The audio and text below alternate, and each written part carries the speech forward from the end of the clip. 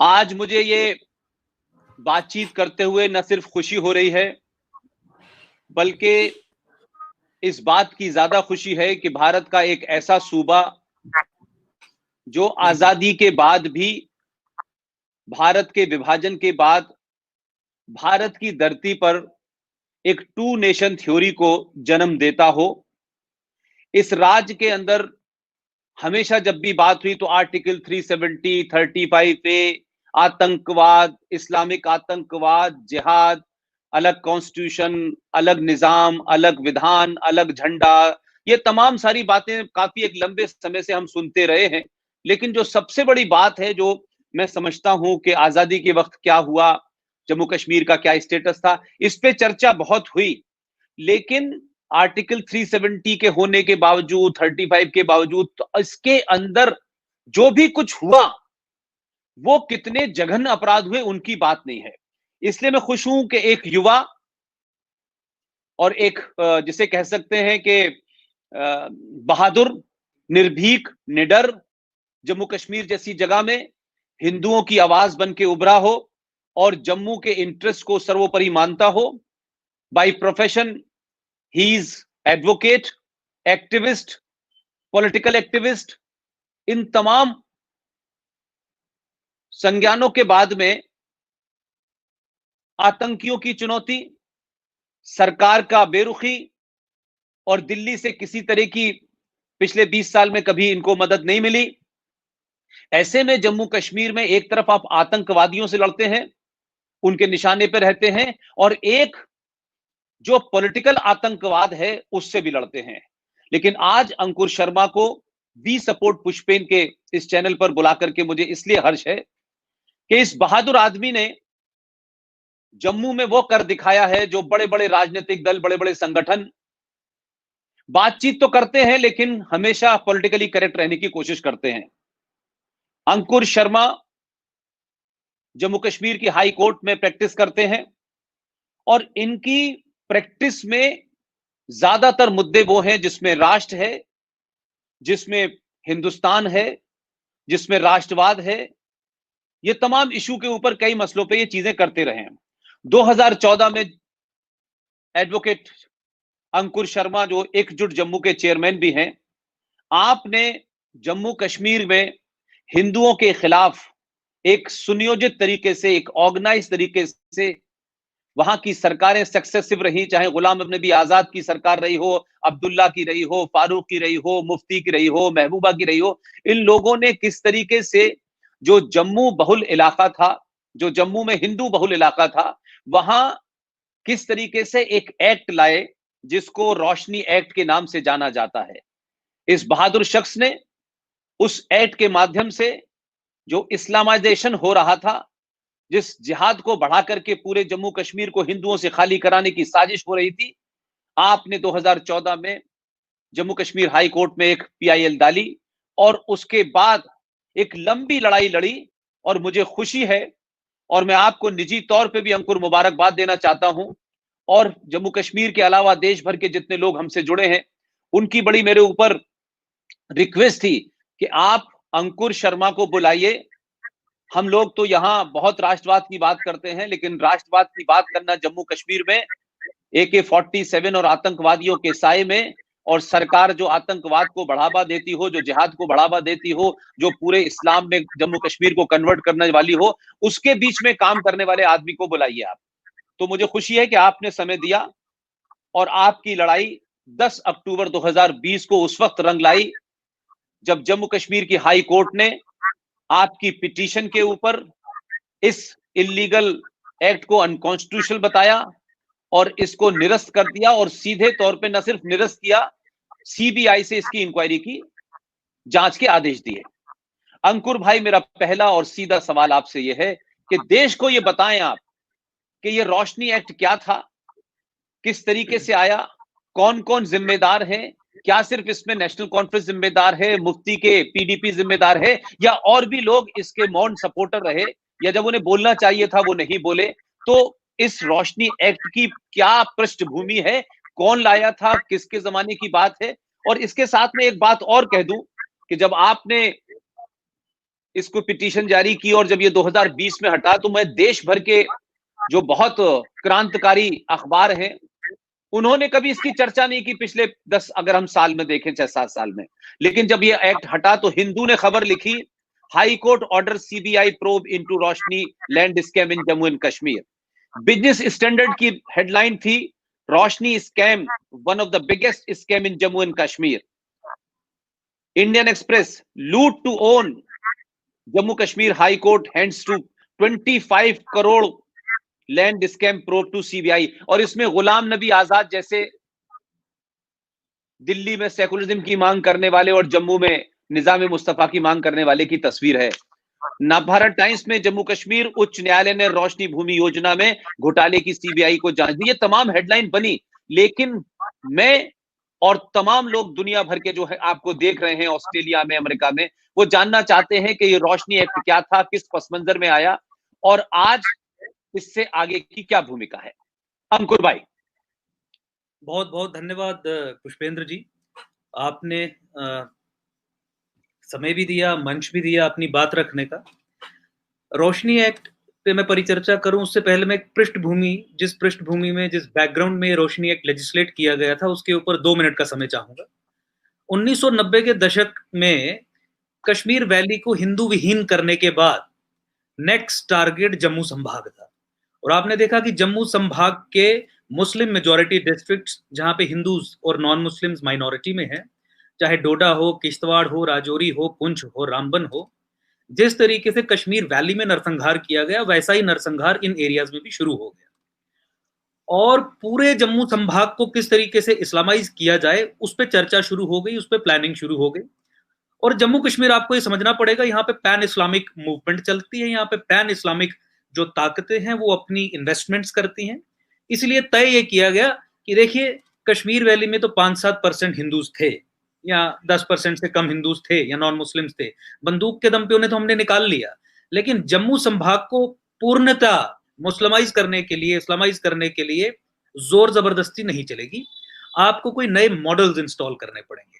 तो फिर इन्होंने ये तय किया इस्लामिक ताकतों ने कि जम्मू की डेमोग्राफी को चेंज करके over a period of time 100% Islamise किया जाए, यानी डेमोग्राफिक इन्वेजन ऑफ जम्मू, जो बहुत तरीकों से किया गया, जिसमें लैंड जिहाद या भूमि जिहाद जैसे हम कहें हिंदी में, वो एक मुख्य ऑर्गन रहा।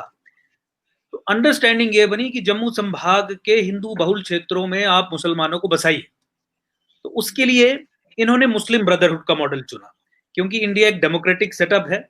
मुस्लिम ब्रदरहुड का मॉडल क्या है? मुस्लिम ब्रदरहुड का मॉडल ये है कि जहां आप लड़ नहीं सकते हैं, जहां पे डेमोक्रेटिक इंस्टीट्यूशंस, डेमोक्रेटिक सोसाइटीज हैं, वहां उन्हें पर्ज करने के लिए आपको डेमोक्रेटिक स्पेसिस और डेमोक्रेटिक फ्रीडम्स का इस्तेमाल करना पड़ेगा। उन फ्रीडम्स को इस्तेमाल करके आप डेमोक्रेटिक इंस्टीट्यूशंस के अंदर घुसेंगे, फिर आप उन डेमोक्रेटिक इंस्टीट्यूशंस को सबवर्ट करेंगे और फिर ऐसे कानून बनाएंगे, आदेश पारित करेंगे या पॉलिसीज निर्धारित करेंगे जिसके जरिए आप जिहाद को आगे बढ़ा सके। यही मुस्लिम ब्रदरहुड का मॉडल जम्मू कश्मीर में हूबहू इंप्लीमेंट होता हुआ हमें नजर आया।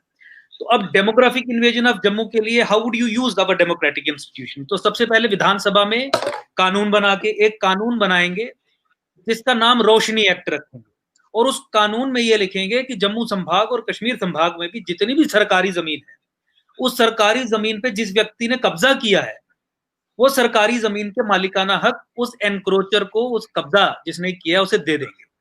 तो ये कानून बन गया। अब इस कानून के तहत एक षड्यंत्र के तौर पे ऑर्गेनाइज्ड गैंग्स ने जम्मू संभाग में, खासकर जम्मू संभाग के हिंदू बहुल क्षेत्रों में मुसलमानों को बसाया।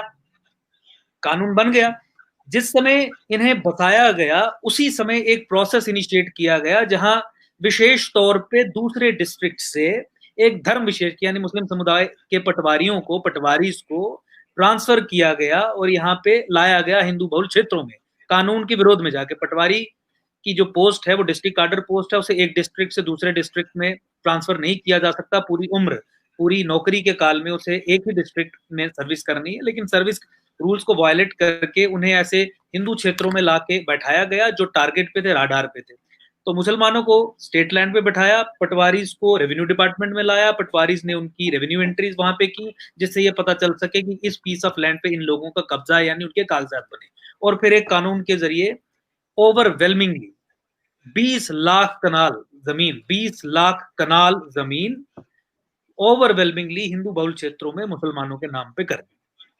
आप ये समझिए कि इस कानून के माध्यम से जोधपुर और उदयपुर जैसे दो दो बड़े शहर को मिला के जो टोटल एरिया होता है, उतने एरिया में जम्मू संभाग में मुसलमानों को बसाया गया। आप हिंदू बहुल डिस्ट्रिक्ट्स की बात करें तो वहां पे उन लोगों को रोशनी एक्ट के तहत अधिकार नहीं मिले जो पिछले 70 सालों से 80 सालों से जोत रहे थे सरकारी जमीन, कल्टीवेटरी पोजेशन में थे, बल्कि उन मुसलमानों को ये अधिकार मिले जिन्हें बाहर से लाके सरकारी जमीन पे बैठाया गया। ये रोशनी एक्ट की बात हुई, मैंने डिटेल में बताया, फिर दूसरे भाग में इसकी परिचर्चा करेंगे। इसी तरीके से जम्मू का डेमोग्राफिक इन्वेजन करने के लिए, जम्मू में लैंड जिहाद करने के लिए, जम्मू को हिंदू माइनॉरिटी कन्वर्ट करने के लिए एग्जीक्यूटिव जिहाद को भी इजाद किया गया। रोशनी एक्ट लेजिस्लेटिव जिहाद था, डेमोक्रेटिक इंस्टीट्यूशंस को इस्तेमाल करके अब्यूज किया हुआ जिहाद था।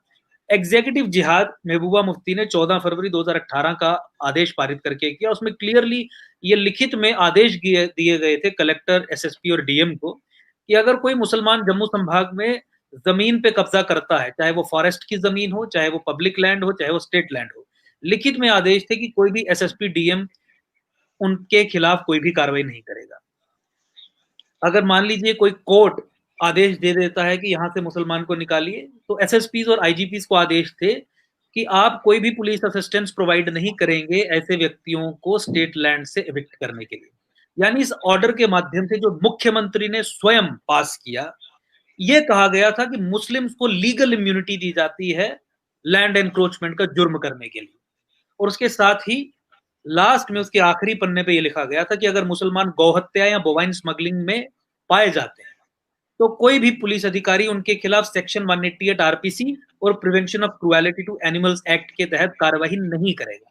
तो यानी इस आदेश के माध्यम से गौहत्या, बोवाइन स्मगलिंग और जम्मू में लैंड पे कब्जा करने के लिए मुसलमानों को लीगल इम्यूनिटी दी गई थी, कब्जा करने के बाद रोशनी एक्ट के तहत, ताकि अधिकतर जमीन रेगुलराइज हो सके। इसके साथ ही यहाँ पे एक स्टेट स्पॉन्सर्ड फंडेड कॉलोनाइजेशन का प्रोसेस चल रहा है, जहां पे यहाँ पे कुछ एनजीओज हैं जो ऑर्गेनाइजेशन ऑफ इस्लामिक कंट्रीज के द्वारा भेजा हुआ हवाला चैनल्स का जो पैसा है वो इस्तेमाल कर रहे हैं जम्मू में जमीनें खरीदने के लिए।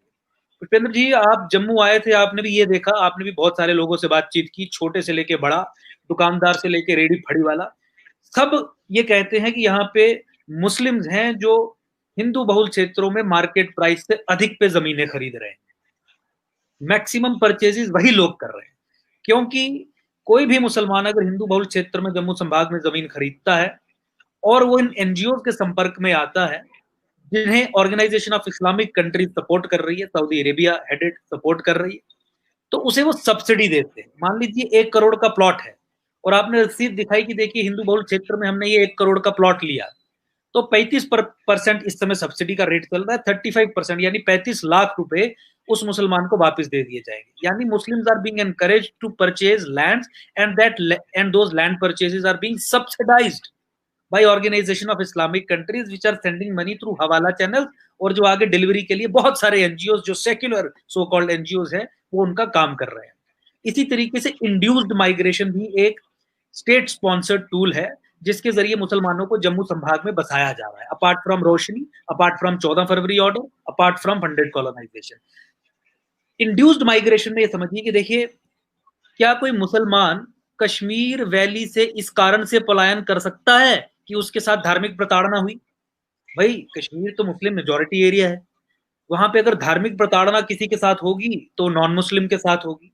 250 से अधिक ऐसी फैमिलीज हैं जिनको सरकारी अधिकारियों ने और जो जिहादी एलिमेंट्स है हमारे स्टेट एस्टेब्लिशमेंट में, उन्होंने ये लालच दिया कि अगर आप गरीब मुसलमान जो कश्मीर का है, कि अगर आप जम्मू में जाके बसेंगे, जम्मू में जाके बैठेंगे, जम्मू में जाके वहां पे परमानेंटली सेटल होंगे, तो आपको कश्मीरी हिंदुओं को मिलने वाली सब सुख सुविधाएं प्राप्त होंगी।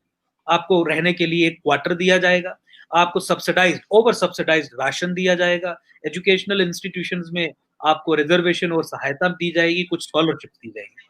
यानी वो ग्राउंड्स जो केवल हिंदुओं को या गैर मुसलमानों को अवेलेबल है, गैर कानूनी ढंग से सरकारी संस्थान जो हैं वो मुसलमानों को दे रहे हैं, ताकि मुसलमान, गरीब जो मुसलमान है, कश्मीर से उठ के जम्मू में आके पलायन करे। और ऐसी सैकड़ों की संख्या में ऐसे लोग यहाँ पे आए हैं जो हिंदूज के लिए आने वाले बेनिफिट्स को अवेल करते हुए यहाँ पे आके परमानेंटली बस गए। वो गरीब मुसलमान थे जिन्हें लालच दे के, यानी इंड्यूस करके माइग्रेट करवाया गया।